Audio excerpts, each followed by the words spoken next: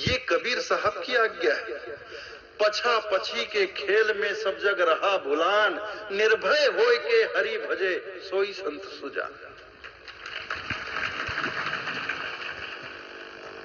सब काहू का लीजिए, साहब कहते हैं, सब काहू का लीजिए साचा शब्द निहार, पक्ष विपक्ष न मानो कहे कबीर विचार। सबका लो, सबका सुनो, सबका लो, सबका ग्रहण करो, लेकिन एक शर्त है, साचा शब्द निहार। सत्य को जांच लो, परख लो, उसके बाद लो, उसके बाद ग्रहण करो, ये जरूरी है।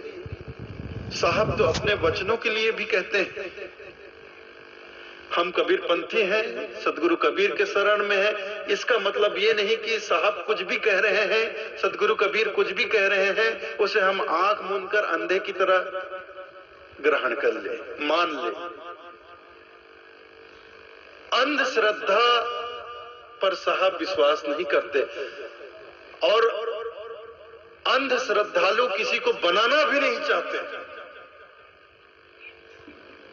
इसलिए साहब अपने वाणी वचन के लिए ही कहते हैं, कहत कबीर सुनो भाई साधो, अमृत वचन हमार, जो भल चाहो आपनो परखो करो विचार। साहब कहते हैं, कहत कबीर सुनो भाई साधो, अमृत वचन हमार, मेरे वचन अमृत तुल्य है, अमृत समान है। कहत कबीर सुनो भाई साधो, अमृत वचन हमार, और जो भल चाहो आपनो परखो करो विचार। और आप अपना भला चाहते हो, आप अपना कल्याण चाहते हो, आप अपना उद्धार चाहते हो, तो आंख मूंदकर मेरी बातों को स्वीकार मत करो, आंख मूंदकर मेरी बातों पर विश्वास मत करो। जो भल चाहो आपनो परखो करो विचार, खूब परख लो, निरख लो, निरीक्षण कर लो, परीक्षण कर लो, निरख परख करके, विचार करके, अगर लगता है कि मेरी बातें ग्रहण करने योग्य है तो खुशी खुशी ग्रहण को, नहीं लगता है, नहीं समझ में आता, छोड़ो। कोई जबरदस्ती का सौदा नहीं है, कहीं कोई जबरदस्ती का सौदा नहीं, कहीं कोई कट्टरता नहीं है। साहब से बड़ा उदारवादी विचारधारा मैं तो कहता हूं भारत में नहीं मिलेगी आपको। आज कौन सा संत ये कहता है कि सबका होगा लीजिए? आज के तथाकथित संत तो कहते हैं तुम हमारे पंथ में जुड़े हो, हमारी शाखा से जुड़े हो, हमारे मठ से जुड़े हो, तो किसी दूसरे मठ में मत जाना, किसी दूसरे संत के समारोह में सत्संग में नहीं जाना, किसी दूसरे संत की बातें मत सुनना, ये कहा जाता है। तो ऐसी हृदय की विशालता, ऐसी उदारता आपको कहीं मिलेगी कि सबका होगा लीजिए, सबका लो, सबका सुनो, लेकिन एक शर्त के साथ, साचा शब्द निहार।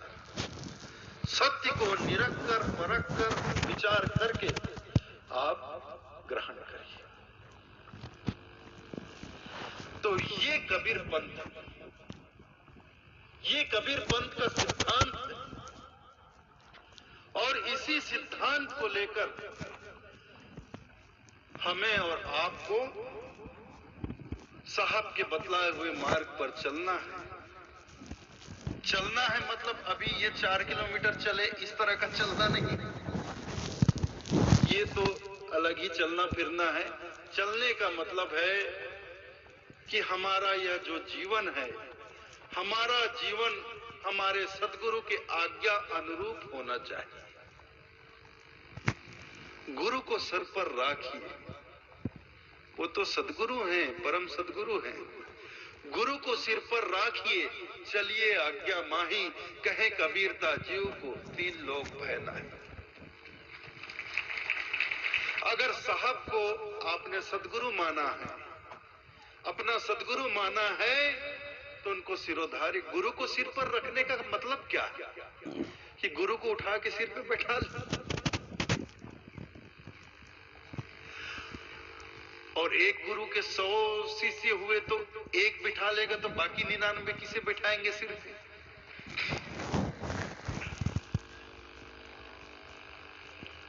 जो गुरु को मानुष कहे ते नर कहिए अंध, महादुखी संसार में आगे जम के।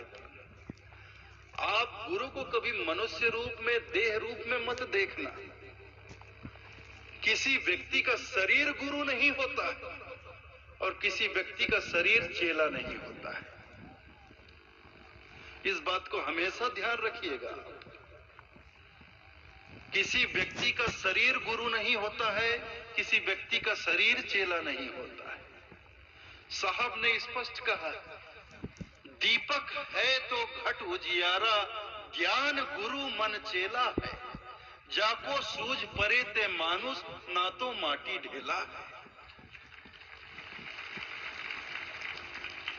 ज्ञान का प्रकाश है, दीपक है तो घट उजियारा। ज्ञान का दीपक जल रहा हो तो घट में उजियारा होता है।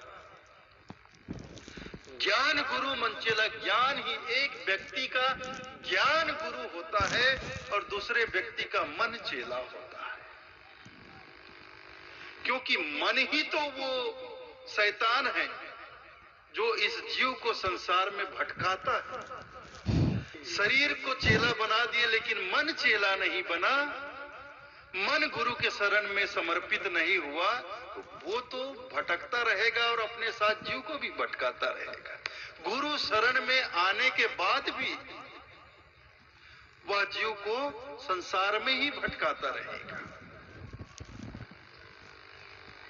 इसलिए साहब कहते हैं, ज्ञान गुरु मन चेला है। मन को झुकाना बहुत आवश्यक है, मन को समर्पित होना चाहिए। इसलिए तो साहब ने एक बात और कही है, गुरु शिष्य के संबंध में ही कही गई बात है, पहले दाता शिष्य भय। हम कहते हैं हमने नामदान लिया, हमने गुरु किया, फलाने संत से हमने नामदान लिया। ठीक है, हमने नामदान लिया, पर हमने क्या दान दिया? फलाने संत से हमने नाम का दान लिया, ये तो हम कहते हैं, लेकिन उस संत को हमने क्या दान दिया?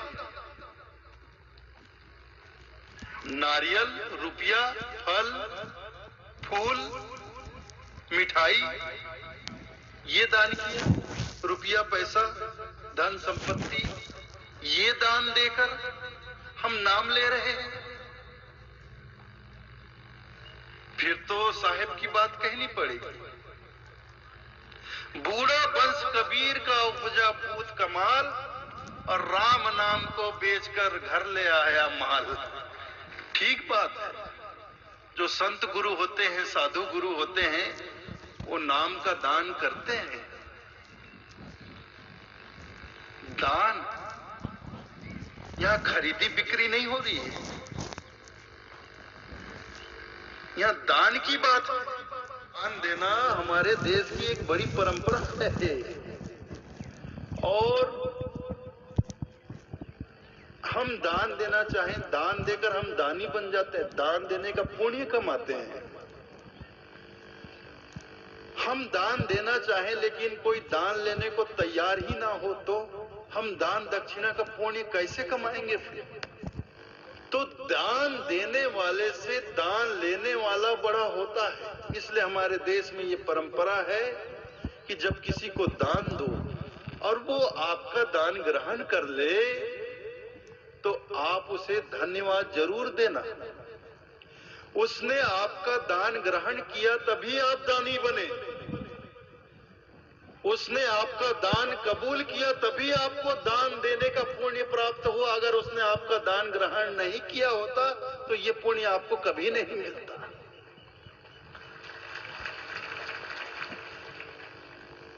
इसलिए यहां लेन देन की बात नहीं है, सौदेबाजी की बात नहीं है, प्रेम से एक दूसरे को दान देने की बात है। दिल की बात है, और साहब दिल की ही बात करते हैं, दिल के अलावा और दूसरी बात नहीं करते, ना मंदिर की, ना मस्जिद की, ना वेद की, ना किताब की। मंदिर मस्जिद के लिए तो बोलते हैं मंदिर तोड़ो मस्जिद तोड़ो, इसमें ना कोई मजाका है, प्यार भरा दिल मत तोड़ रे बंदे, ये घर खास खुदा का है। मंदिर तोड़ डालो मस्जिद तोड़ डालो, इसमें कुछ नहीं धरा है, इसमें ना कोई मजाका है, पर प्यार भरा दिल मत तोड़ रे बंदे, ये घर खास खुदा का है।